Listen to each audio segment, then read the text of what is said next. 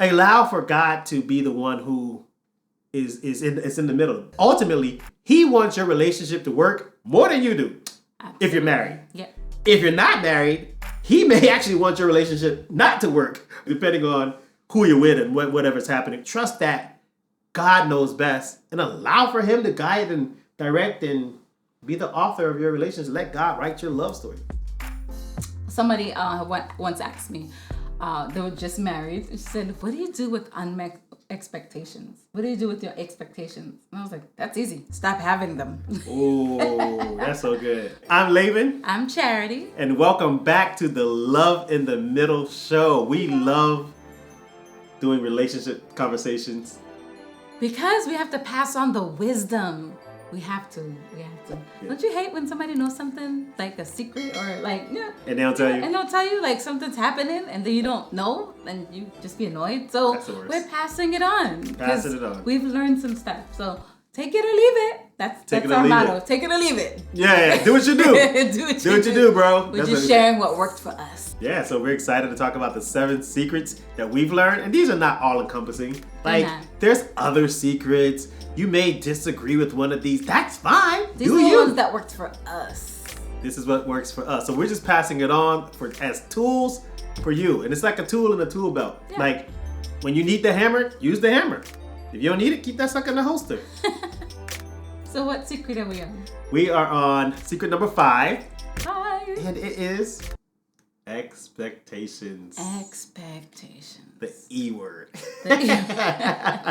The soul sucker of relationships. Oh, why you say that? Because extreme disappointment is just not healthy for any relationship. You just go in and you're just feeling like, yay, and then your expectations not met, so you're just disappointed. So how does it go from having expectations not being met, disappointment? Like, what happens? Like, what's that journey like in terms of, because you're having this strong reaction, like soul sucking. It is. It's a soul sucker of the relationship. Because I've been on the receiving end of an unmet expectation, and I know how your boo could get really annoyed with you when you have an expectation that they didn't even say. The ones that's the unmet, the ones that you just never even said. So we really kind of talking about unmet expectations. Because I think it's a difference. I agree with you. I think it's a difference when you have an expectation and then you like share that there's an expectation. Yes.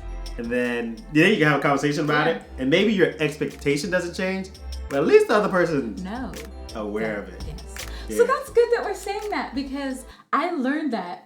Okay, I've learned that with my husband. I'm not saying you ladies out there, maybe your boo is a mind reader. Mine isn't. Oh, so not at all. I had to learn. Like, I could throw out signs, I could give hints, I could give shoulder nudges, and dude will not catch it. I ain't catching nothing. Unless he's saying that he's not catching. I don't know. So I've learned that this man's not a mind reader. Yeah. If I have an expectation or if I want something, I have to use my words. Tell me straight up. I have to say it straight up. And so communicate. It's true. And this has come from several failed Valentine's days. Oh, Lord have mercy. You done started the... Oh, man. I knew there was something. I'm like, where is this going? We do not rehearse these ahead of time. We do not tell each other what we're going to talk about. We know the topic. That's it. I even tried. I'll show a little video clip of where I tried to see where she was going to go this time. I got nothing. You have a small thing? A small thing of expectations? Small expectation. What's a small expectation that I had? Of you? A small expectation that I had of you? In our relationship. I don't recall having an expectation from you. We should record so we can catch it raw. Okay, let's catch it raw. I got nothing. When the spirit is in it, he just tell you what you need. It's God's fault. But you guys hopefully you saw our last episode with dating. Yeah. And that was episode 2. So yeah, episode 2 with dating. And we talked about part 2, not episode 2. Part 2 of this series. Are you gonna let me tell the story? Do your thing. Okay. Sorry.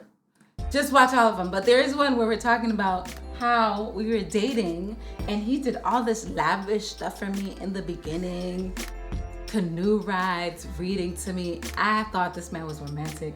So naturally, Valentine's Day came around and I'm like, he got this. And nothing. It was... That's good.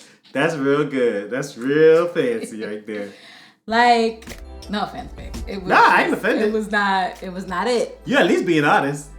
And so I had to share with that before I go every time I'd be like, oh gosh, he didn't do these things, he didn't even try to do these things or whatever. And so after a while I'm like, I'm just gonna tell this man, this is what I want. What you want? Chocolate covered strawberries. Ooh, I love a chocolate covered strawberry. That's it. I love chocolate covered strawberries. And that's pretty much what I like. That's all you want. Every Valentine's Day. Every Valentine's Day, I want my chocolate covered strawberries, and I want to be lavish with, baby, you are just the most amazing woman in the world. And I haven't been disappointed anymore. And I get what some women are thinking, right? I get what some men might even be watching this and thinking the same thing, like, yeah, bro, but you should. And listen, I agree. Some people are gifted in certain areas, and some people just aren't.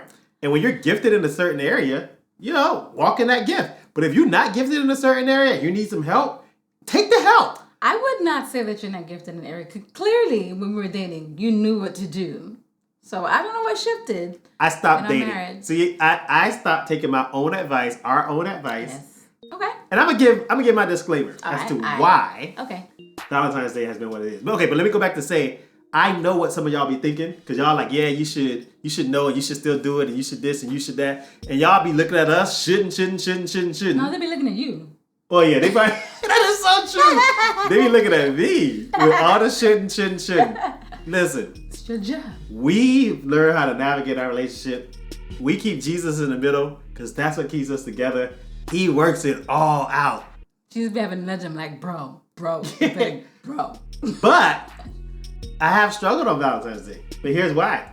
As I grew older, I would start to then pay attention to Valentine's Day. And all you see is like, okay, they double the price of roses. Now we have a flower shop that's right down the street from us. I could go there right now and get a dozen roses. And it's gonna be like $10, $12, maybe $15. On Valentine's Day, they be like, give me 50. It's like, what? I was just here last week. I was just here yesterday. You didn't, and so for me, it was like, this is just a money. Valentine's Day is just another money grab. So you don't want to participate in the. You ain't sucking me in. Gotcha. I ain't no sucker. So that's how I took Valentine's Day. So we get married, and we didn't talk about your expectations about Valentine's Day. And so on some Valentine's Day, things would be done. But then many it would just be like, because I'm not really thinking about it. I know. That kind of a way. I get it. And I could just be like, whatever. But I feel like if you're single, you spend those days come up and it's just in your face all the time that you're a single Pringle. And then you get a man, it's like, no, I'm not single. I want the world to know that I have a man. And he has to let the world know that I have him. Send me stuff. Ooh. Like, I will tell you, mail it to my job too, so they'll know. And then I did that. My husband sent me these. It's so funny. So every year, I get the chocolate covered strawberries. One year, I'm not gonna say the name because they ain't paying us. So I went to this one place that specializes in chocolate covered fruits. And then, everybody knows what you're talking about now. You're like, everybody knows you're talking about edible arrangements. One year she's working, and I had them sent to her job. Why the person at her job who received the chocolate covered strawberries misplaced them and didn't tell the recipient where they were, and then they were gone when she went to, and I'm like, you didn't get the strawberries? And she's like, no. And I'm like, no, I sent them to the school. And then she gets there the next day. They're like, somebody was like, oh, that was for you? I put them in the refrigerator or something. That single Pringle. Yeah, somebody was hating on you. It's a hater. You know it's Valentine's Day. You know it's for somebody. Yeah. And you put it in the fridge. And it has her name on it. I think I need a do-over. You're haters. So, I said that to say, I have an expectation for Valentine's Day of years of singleness. Yeah. And years of those balloons and teddy bears just being thrown in my face. And so now that I have someone, I want those things. But things... Is it shallow? Yes. Do I care? Yes. No. Oh, no, you don't care that it's shallow. I don't But care you do care that you get them strawberries. Do I care that I get those strawberries? Yes. Yes. And because she expressed her expectations, they get met every year. Yes. Except for when the delivery person or the receiving person puts them in the refrigerator. What's an expectation that you have? I'm gonna be flat out. We're gonna do a whole episode on this. One of the secrets. But as a man, as a man, I expected that in my youth, I'd be able to have full advantage of the benefits of marriage. Oh, having someone there for you, regardless of whatever you need, and if you're sick, they take care of you, and if you're hurt, that they're there to talk to you through anything, and following you, and loving you unconditionally, and putting up with your crap. Absolutely. And sex. Okay, so the thing that went through my mind before marriage was like, yeah, like, you know, it'd be frequent and often and amazing, right? How frequent? So that was where the issue came in. Because in my mind, I'm like, we can do this every day. We got things to do. So at least for the first couple of years, like we should kind of have a regular, steady pace of sexual intimacy. And much to my dismay, Disappointed. I was disappointed. But then I also had to learn you. You know, like I had to learn that I can have an expectation, but clearly I didn't express that expectation until repeated disappointment, and then it was like, you know, getting frustrated. And then there were times where, and we'll go deeper into this, but there were times where we would get intimate, and then I'm expecting that sex is going to happen on the back end of that. When we would have those conversations, there would be arguments. I mean, it was happening though. You're like, no. I don't want to get the impression that we never did it. I like that. Let's say did it. Like little kids, we did it.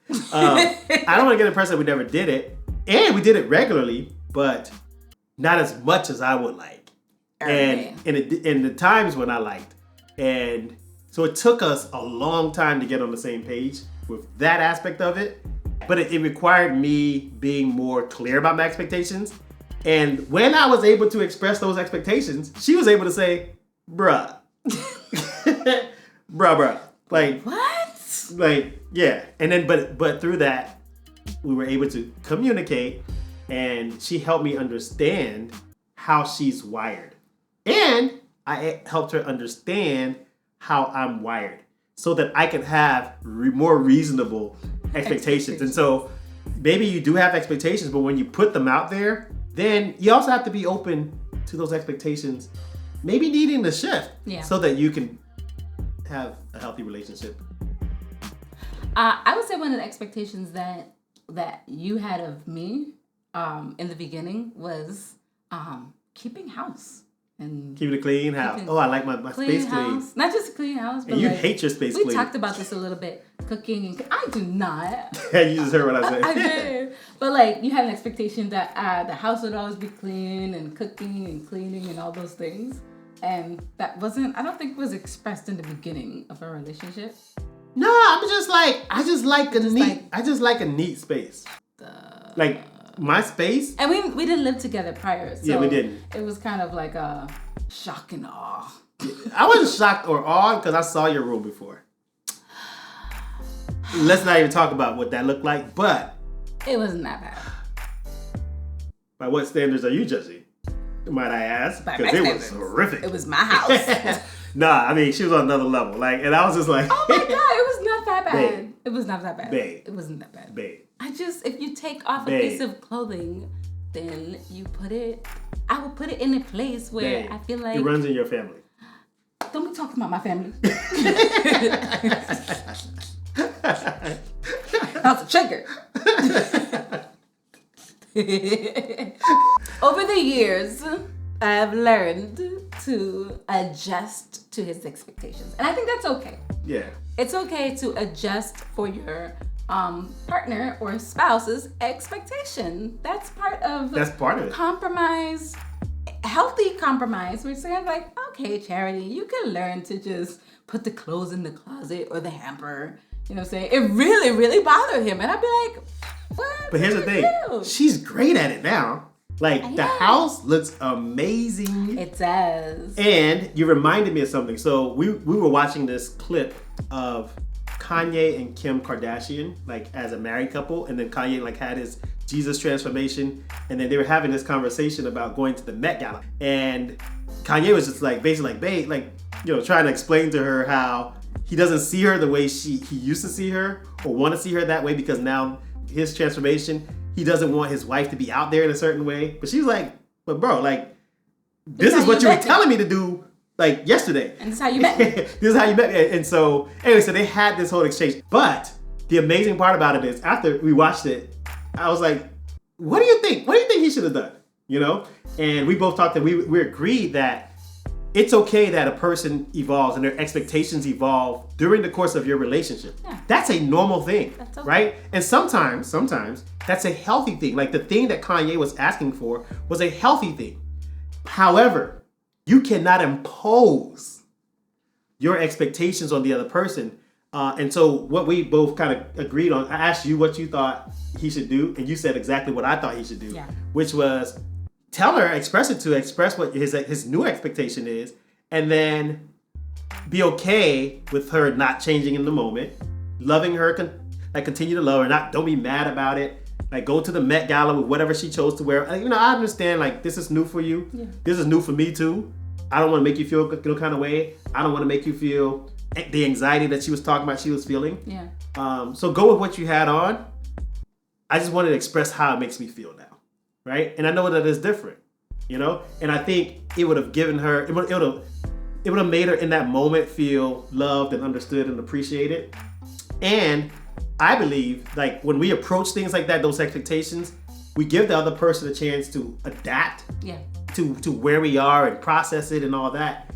And because they love us, I think what happens over time is, like, we want to meet each other's expectations, right? And so how we handle it, how we express and communicate those expectations, and how we deal with unmet expectations also impacts your relationship. And so if you're having expectations not being met, chill out and pray about it. Like, chill out and pray about it and trust that God can do the heart changing. This is my constant prayer. God, if I'm wrong, change my heart. God, if she's wrong, change her heart. I could probably do a clip right now where I show it in every video that I say that.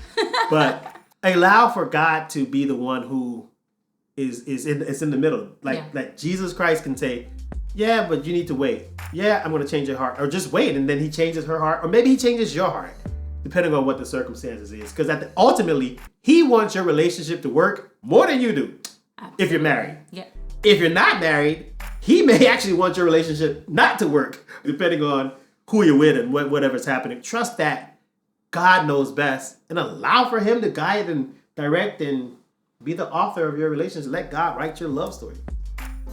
Somebody once asked me, they were just married. She said, what do you do with unmet expectations? What do you do with your expectations? And I was like, that's easy. Stop having them. Oh, that's so good. You start having expectations outside of the normal bounds of expectations. Yeah. Like, I expect my husband to be respectful. I expect him to love me. I expect him to be a provider. Just the those things are normal. Expectations those are for being in a relationship. Yeah. I expect him not to cheat on me. Yeah. But outside of those socially agreed on, and obvious expectations, not to have other expectations. Let them go.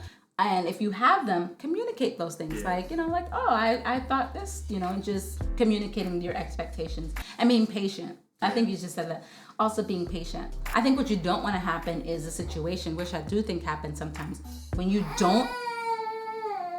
Hey, baby. Go ahead.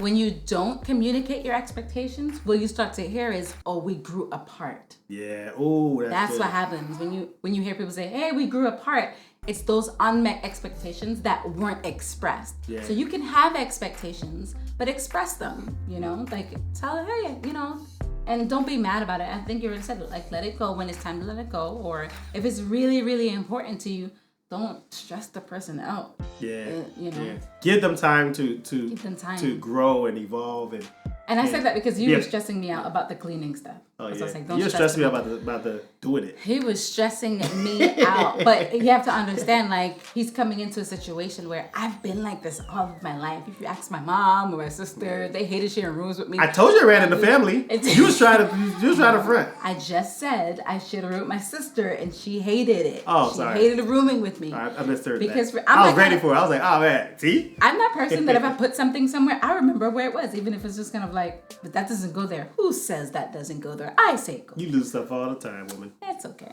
But yeah, so I've grown in that way, and as far as keeping house and all those kind of things, and so have you, because I'm way more patient. But not just that, where once you had the expectation that I was going to do everything, where I has to be like, no, bro.